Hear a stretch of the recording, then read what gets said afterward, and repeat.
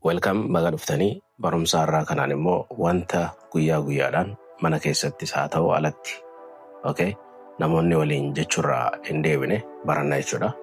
For example, fakkeenyaaf namni tokko haasawaa wayii eegaluuf yookiin immoo wanta akka nama gaafachuudhaaf dura maal gaafata? Are you free? Are you free? Maal jechuudha? Yeroo qabdaa jechuudha mitiire? So, amma yeroo qabdaa jedhee namni tokko gaafachuu barbaade maaliin jedha? Are you free now? Are you free now? Akkasiin jedhaanii jechuudha. Namni sun immoo maal jedhee naa deebisa? Yes, I'm free. Namni sayyoo I'm free jedhee naa deebisuu baate no, I'm not free. Lakkee amma yeroo hin qabu yoo jedhe the conversation will be over. Haasawwichi achumatti dhaabbataa jechuudha. Yoo ammoo namni isaanii yeah, I'm free yoo siin jedhe ani freedhaa yookiin immoo yeroon hin qaba yoo siin jedhe haasawwichi itti fufaa jechuudha. Erga namni sana akkas siin jedhe booda haasawaa itti fufuudhaaf fakkeenyaaf akkana jettaan naa dawwaluu dandeessaa jechuun ni barbaadda nama saniin. Akkamitti naa dawwaluu dandeessaa jetta Ingiliffaadhaan? Salphaadha. Dandeessaa jechuun Ingiliffaan can jechuu jettu. Can jechuun maali? Danda'uudhaan miti. Naa jechuun immoo miidha. Dawwaluun immoo koole. Kanneen akkamii waliin finne naa dawwaluu dandeessaa jenna. Can you call me? Can you call me? Can you please call me? Yoo akka afaan nagaa fayyadamne jennee yoo akka afaan nagaa fayyadamu barbaannu ta'e immoo can you please call me? Maaloo naa dawwaluu dandeessaa? Akkas ta'a jechuudha. Namni sun sii dawwalee jira haa ta'u. San booda haasawaa eegalta. Namummaan ati hojii haasawaa jirtu lafaa ka'ee nan jeeqin yoo siin jechuu barbaade akkami siin jedha. Ati itti bilbilaa jirta. Namni san immoo nan jeeqin siin jechuu barbaada. Akkami jedha. Kana jechuudhaaf jechi jalqaba baruu qabnu maali? Asirratti jeequu jechuun maali Ingiliffaadhaan? Disturb jecha kana jechuudha. Disturb jedhame. Disturb. Itti aanee baruu qabnu maali? Hin jechuun maal jechuudha? Kan jedhu barra jechuudha. Na hin rabbashin yookiin immoo na hin jeeqin jettaa mitire. So jechoota kana akkamii waliif finnee jenna jechuudhaaf jechoota kanneen takka takkaan beekuu qabna jechuudha. Jechoota hima irraa ijaarru kana hunda takka takkaanis hiika isaa yoo hin beekne hima san jechuu hin dandeenyu. So na rabbashin jechuudhaaf yookiin immoo na jeeqin jechuudhaaf kan duraa don't jennee eegalla. Don't san booda jeequu jechuun disturb jenne. Don't disturb san booda ana jechuun maali? Objectii taatee yeroo dhuftu jecha aa jettu. Mii taatee dhufte waan ta'eef objectii taatee yookiin gochi irratti raawwatamaa taatee yeroo dhuftu so me jenna jechuudha. Don't disturb me.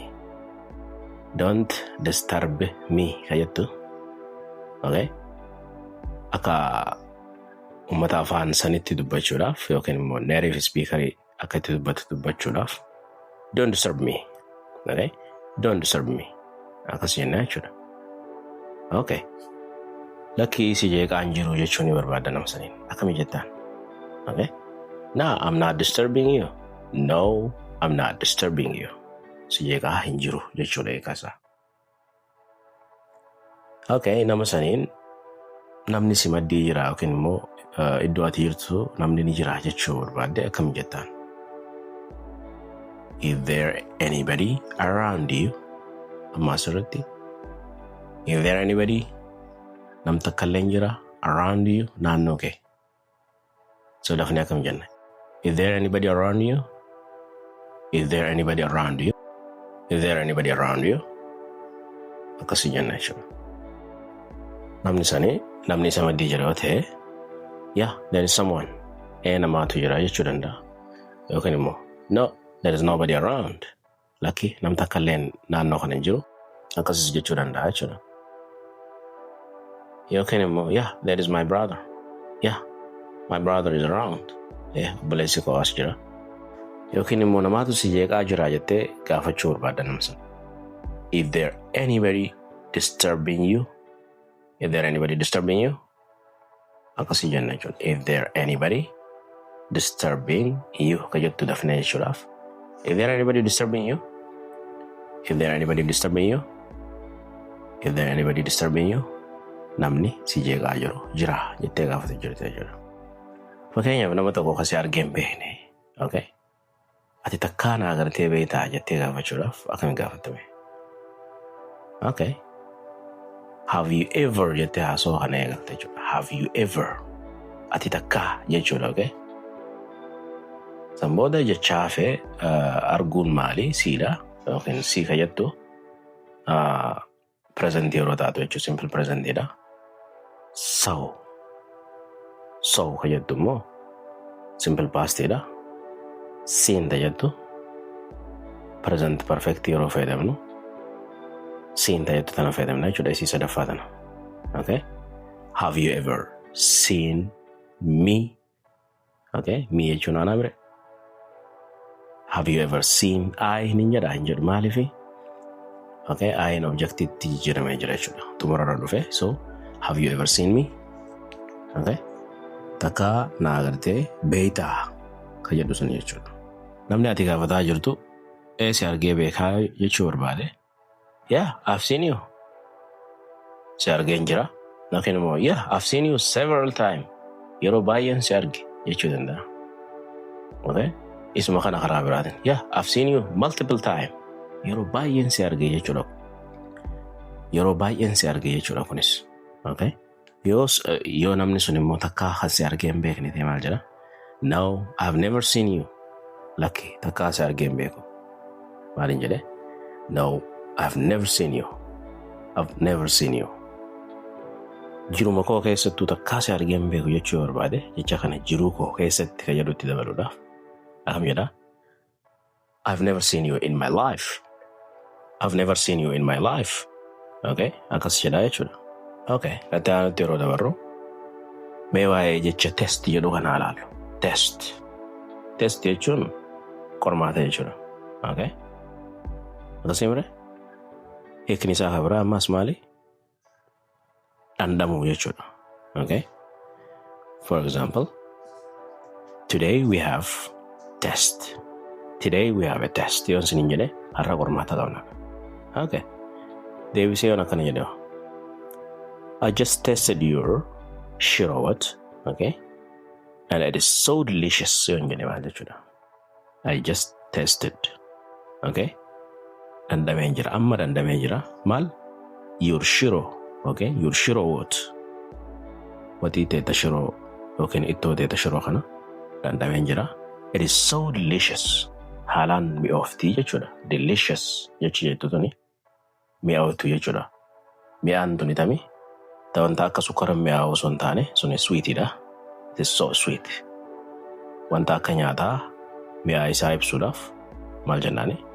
Dandama bareedaa qabaachuu isaa ibsuudhaaf maal jennaani? Okay? Delicious jenna jechuudha. So, asirratti it is so delicious. I just tasted it. Ammaan dandamee ilaale. It is so delicious.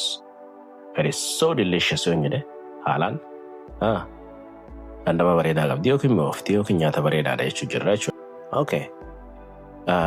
Yoon lafaa keetuma don't test me. I know you very well. You're disturbing me and you are so bad person. Please don't test me. Don't test me. Yoon jedheen nama kanaan maaliin jechuu jira? Nan dandamiin jechuu jira? No. Maaliin jechuu jira? Nan qormaatiin jechuudha. Isa kana. Nan qormaatiin jechuudha jechuudha. So, kana jechuun haasoo akkanaa kontekstii akkamii keessatti haasofna? Namni tokko si jeeqaa yookiin immoo akka ati waan takka gootu. Okay? Tarkaanfii akka ati fudhattu si godhuudhaaf. Okay? Waan adda addaa siin jedhuu danda'a yookiin immoo waan adda addaa si godhuu danda'a. Namoota akkasiitiin maal jettaani? Don't test me. Okay? You know what I can do. Please don't test me. Maal akkaan godhuu danda'u ni beektaa. Okay? Please don't test me. Nan qormaatiin. Okay? Nan qorin. Jechuun maal asirratti? Nan qormaatiin jechuudha. So, nan qormaatiin hin tuntami. Isee akka ati tarkaanfii fudhattu namni si godhuudhaaf waan adda addaa si godhu jechuudha. Yeroo sana haasoo akkasii keessatti fayyadamna jechuudha. Good. Okay, amma nama tokko hojii teessee haasoo jirta yookiin bilbilaan haasoo jirta. Oduma teessee haasoo jirtu wanti takka addaan isin mura jechuudha. Okay? Nama yoo bilbilaan ta'e nam tokko ijoollee wayis dhufee yookiin nam tokko ijoollees haa ta'u wanni adda addaa ergaan itti dhuftee jidduudhaan nama saniin adda bahuuf deemta jechuudha. Haasoo jidduudhaan adda baatee okay? Nama sanii walitti deebi'uu deemta. So nama san maal jettaan? Okay?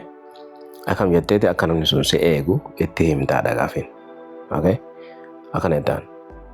Hold on a second. Hold on a second. Maal jechuudha? Al tokko na eegi yookiin immoo xinnoo na eegi. Okay? Something came up. Wayitu dhufe jechuudha yookiin immoo just hold on. Just hold on. Just hold on. Yookiin immoo hold on a second. I'll be back. Deebi'een dhufaa jechuudha. Akkas jennaan maal jenne? Hold on a second. Hold on a second jettu dafnee jechuudha. Hold on a second. Deebi'een dhufa jechuun maali? I'll be back. I'll be back. Dafnee jechuun akkamii? Dafnee jechuudhaaf I'll be back. I'll be back. Walirratti jechoota lameen fayyadamuudhaaf hold on a second. I'll be back. Okay? Jettee biraa deemuu dandeessaa jechuudha. San booda waan goote yeroo dhuftutti kunoo deebi'eera jechuu barbaadde kam jettaan? I'm back. Okay? I'm back jetteeti deebi'uu kee eega ibsite booda haasoo kee itti fuftaa jechuudha. Okay?